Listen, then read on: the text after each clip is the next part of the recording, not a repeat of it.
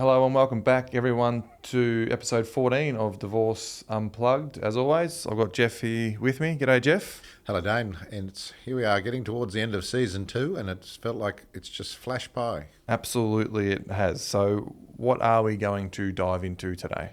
Well, I thought we'd talk about a couple of topics, which is the 5 common mistakes and 5 tipping points when dividing assets during a divorce that we see that are both negatives then and important things to consider. All right, so we'll start with the negative just so we can finish on a positive. So, what are the mistakes that you see mostly? Well, I think there's a big 5. The big 5 to me are letting your emotions drive decisions. So when we go and buy a house, maybe we use our emotions and fall in love with the house rather than pay the right price. But generally when we make purchasing decisions, we use our common sense, our head, our knowledge of value and those sort of things. But the first one I think is if you let your emotion due to the anger or perhaps of the separation drive your decision making, then you more than likely will either spend more money than you need to or come out with an unfair outcome.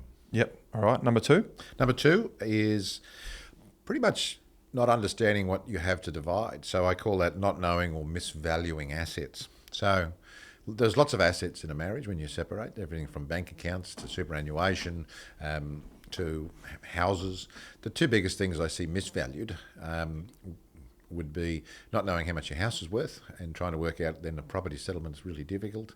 Not knowing how much money one person might have in their superannuation is probably one of their other biggest assets.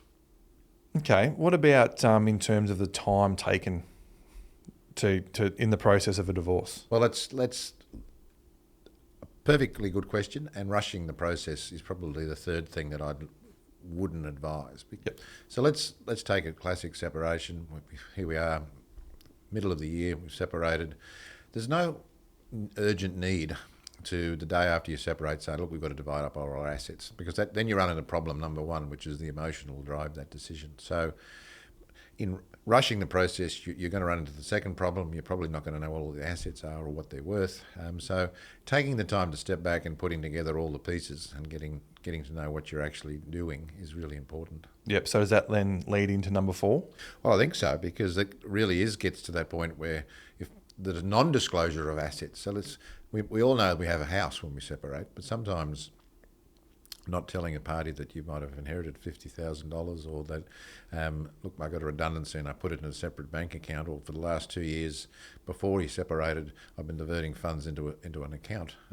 These things sadly happen, and it's pretty important that you really have a good think about what is truly involved. Are there any shares, for example? Did my spouse work for a company where he was issued shares? And if he does, how many shares does he have and what are they worth? You need to know these things, and sometimes in the heat of the moment, one party won't cooperate, so you have to go and do some forensic digging. Yep. And the last of the biggest mistakes that you see? Well, not getting professional help, and that's not just an advertisement for the lawyers, we lawyers here in Lawyerland, about getting advice. That can be financial advisors, that can be accountants. So getting the suite of people in that you need, depending on the size and complexity of your assets, is pretty important, because that can help establish the base ground for working out how much you've got to divide, what's capable of being divided. Sometimes we need advice about what you can do with superannuation, for example, and importantly then, what is a fair division. So if both couples are, I guess, fair and reasonable, and seeking the assistance of a firm like your online legal group, can this be quite an easy task? It can be. We've worked on the principle that people are capable of reaching a sensible resolution themselves and helping them document that. So if you need a light touch, in that sense, we're more than happy to oblige. If sometimes you need to get more detailed advice, then obviously we can assist you and direct you as needed. Yep. So you talk about tipping points in family law settlement. As an overview, what are they? Well, if I was holding my hand up, which I am right now, and you talk about the magic pendulum that talks about dividing up assets. So I hang the pendulum in the middle. That's essentially, to me, is a 50-50 division of the assets. And I sort of usually work on that as a starting point, a bit like a court might, and then say, well, what are the factors that cause that tipping point to move or the pendulum to swing one way or the other? And probably 5 big ones. Let's talk about them in order.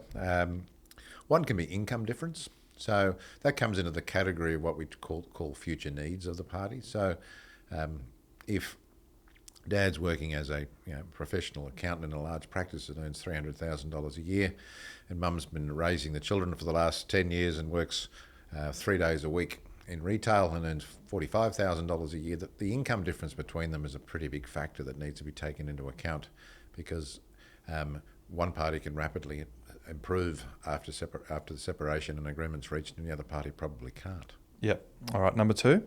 Number two is care of children.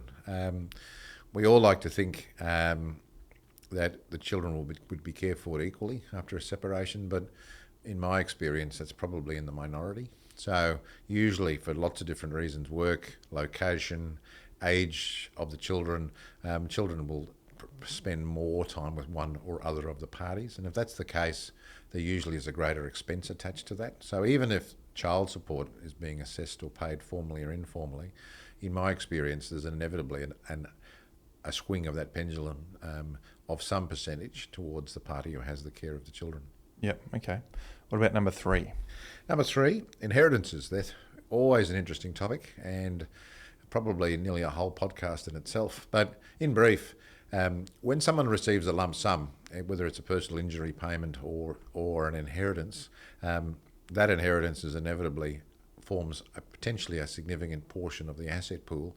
And if it comes in, basically one party receives it, then should that get a weighting and move that pendulum in their favour? And the answer to that, in a sense, is yes or no, and it can depend on how big the inheritance is and when it was received. So yeah, how does that work? If does it change if the inheritance come before or after the separation? Yes, very much so. Again, the courts have sort of tossed this around for years, and some will say the courts have at some stages decided that, look, the inheritance should form part of the asset pool, even if it's received after separation, to be divided.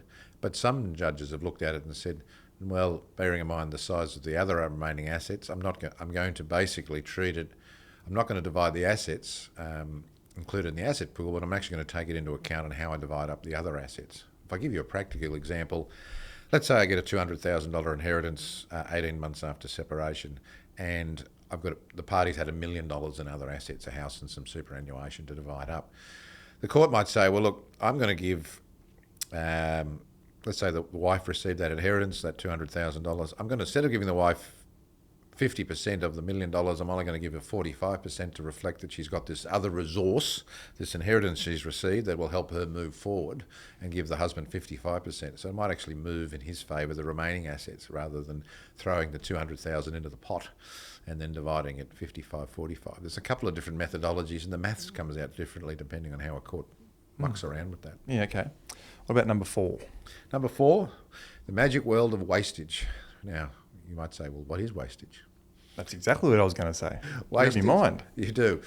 Quite commonly, we'll sit down with someone and they said, look, we've been separated for 12 months. My husband had $50,000 in his bank account, and now it's gone. Gotcha. Okay, so that's one form of wastage. And we might say, well, what did he do with it? Did he gamble it away? Was it spent on ordinary expenses? Did he decide to go on an expensive overseas holiday? And depending on the answer, that could be an argument to say that, look, some funds have been wasted and the remaining assets should be adjusted in favour of the person who didn't waste the asset. The other one that's also in the wastage argument is the complex matter of where one party, again, for example, has wasted money in either a failed business venture or even gambled money away during the relationship. Hundreds of thousands of dollars people might have spent through the pokies before they've separated. Might be the reason they separated. Should that be sheeted home as wastage and added back to the asset pool and adjusted in some way? So it's a complex area, wastage, and the courts, I can't give you a definitive answer in a short podcast about it, but it's something that's quite commonly argued about. So where do legal fees sit in all that? Legal fees are interesting. Legal fees are quite commonly what they call added back to the asset pool. So if, Dane, you and I were doing a property settlement and you went and spent $50,000 on legal fees and I went and spent $100,000, it might be a bit unfair to say, well, hang on, that's $150,000 of our assets gone, but you went and spent twice as much. So quite commonly, unless one party's overspent on legal fees, the sort of value of those fees get added back to the asset pool, and then can commonly then be, when you add them back into the pool, you divide it so it's a fair split between them, even taking into account they both incurred some costs. Yep. Okay. What about number 5, the last tipping point? A last tipping point, it goes back to the beginning of the relationship. So we talk about a thing called initial contributions. So initial contributions is, well, what did you have when you got together? So particularly in shorter relationships. So if I'm holding my hand up and watching us on a YouTube channel. The longer the relation, and one party has $1 million and the other one has 100,000 when they get together, if you split up a year later, the person with $1 million is probably going to keep nearly all of that. If you split up 40 years later, the judge might say, well, I don't care what you had 40 years ago. There's been lots of other financial and non-financial contributions over that 40-year journey, and they wash it out. So they say, we're not going to adjust because of it. So what you have at the beginning is important, particularly if it's different in terms of the amount, and particularly in a short relationship. So the shorter the relationship, the more likely and heavy weighting you get to what you brought in. Yep. Okay. What is I've heard it before, the wellspring argument? Oh, I must admit, I spar when we talk about the wellspring argument. The wellspring argument is that sometimes you'll actually have an asset in a long relationship that still is one of the major assets they have now. So if I came into a relationship with a modest house back in 1981 that was $100,000 in inner Sydney, and it was a bargain back then, and now it's worth $2.3 million. The argument is that it's been conjured up by lawyers, and I'll say conjured in some ways because I don't know why it's necessarily indifferent to any other asset. They might say, well, but for me having this $100,000 house, we wouldn't have $2 million worth of assets now, and for that reason I should get more than half of it back. So it's an initial contribution decision that a court has to take into account as to whether, for some reason, if there's a special initial contribution, such as a house, that really was the critical thing by which parties have assets now. Yep. Okay. So we've gone through 5 mistakes. We've touched on 5 of the tipping points. So how do we pull all of this together?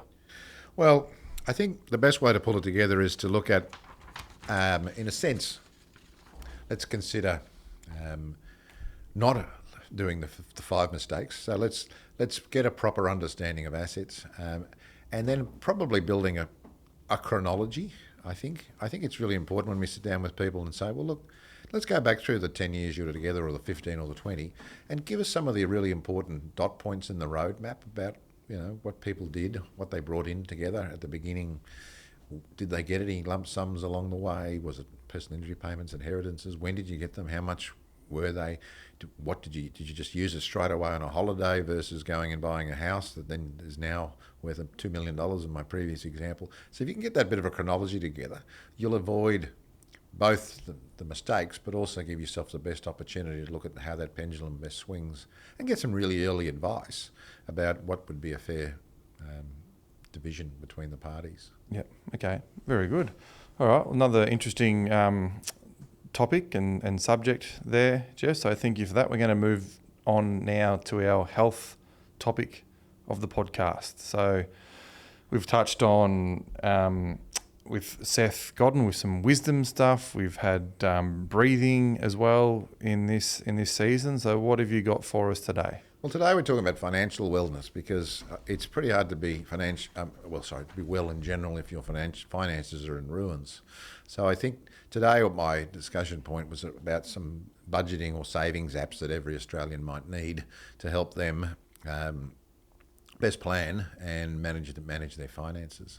All right, good. So I'd say everyone, but most people are going to have a phone of some sort that's going to allow them to download an app. So it's going to be quite handy for them to have this on their device. So can you take us through a couple? So let's go into the article that we'll attach to the show notes, as I mentioned. And the first one I mentioned is one called Frollo. Frollo is one that's really a consolidator of bank accounts. It syncs your accounts from 100 plus banks and super funds and finances, so that all your finances are all in the one app and at your fingertips. So you can it then has budgeting components, bill tracking, so you know exactly where you're going and when you're spending your money. So that's not a bad one. There's one called Beam, BEEM, which helps you split bills and send instant payments, track your shared expenditure. So that's it also has little interesting things like shopping rewards. So it's more of a a day-to-day tool with family, friends, and colleagues. But the other one that's a good family one is the one called Spriggy. Spriggy, which is Spriggy. Sounds like piggy, but not quite the same. But it's a money management app for families. It helps you set some savings goals, maybe that little overseas holiday you wanted to have, track your spending, has payment options within it as well. And it, interestingly, has lots of things to help the kids with money management, financial planning and the like. So it's probably a great family tool, that one. But they're one of a myriad of tools out there, and I recommend to people to do some of their own research and have a play around with. A lot of these apps have free versions to start with, and find one that you like. Yeah, good. No, it's another interesting topic, that the finance and budgeting, particularly those ones that allow you to have it all in one area and there as well. I think that's quite helpful for people. So thank you for that. We will link the article there in the show notes, and people can jump on and have their own read, and as you said, do their own research to what's going to suit them best. Absolutely. So hopefully we've given you a bit of a start. All right, well, that wraps up season 2 of Divorce Unplugged. I hope you enjoyed and got a lot out of the topics that were covered. Geoff, again, thank you very much, and we will be back for season 3 again in the new year at some time. Yes, looking forward to it, 2025, and passing on some more information that helps people. That's what our goal of the podcast is, and we look, again, thank you, Dane, for making the time to help us put together this hopefully insightful and helpful program. No worries. Thanks for joining us again, and thanks everyone for listening. Thank you.